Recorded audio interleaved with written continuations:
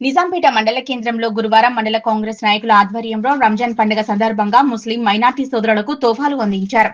ఈ సందర్భంగా వారు మాట్లాడుతూ నిరుపేద ముస్లిం మైనార్టీ సోదరులకు సీఎం రేవంత్ రెడ్డి, స్థానిక ఎమ్మెల్యే మైనంపల్లి రోహిత్రావు, హనుమంతరావుల సహకారంతో రంజాన్ కానుకగా తోఫాలు అందించడం జరిగిందని, ప్రతి సంవత్సరం ముస్లింలకు తోఫాలు అందిస్తూ వారి అభ్యున్నతికి కృషి చేస్తున్నందుకు ప్రత్యేకంగా ధన్యవాదాలు తెలిపారు.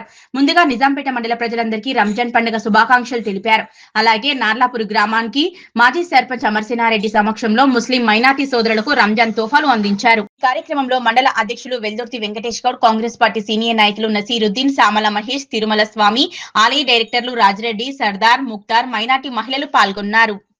हमारे एमएलए साहब हमारे को ईद मुबारक गिफ्ट दी जाए, फिर भी निजामपेट वालों को माइनॉरिटी वालों की याद रख ले कि हमारे लिए दी जाए।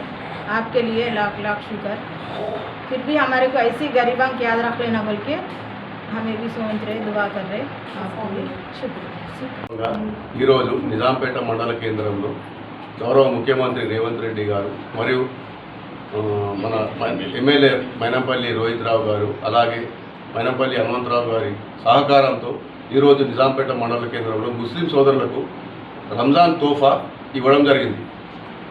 ఇలా ప్రతి రంజాన్ పండుగకు ఇలా తోఫా ఇవ్వడం వలన ముస్లిం సోదరులు నిజాంపేట మండల తరఫు నుంచి ధన్యవాదాలు తెలుపుతున్నాం.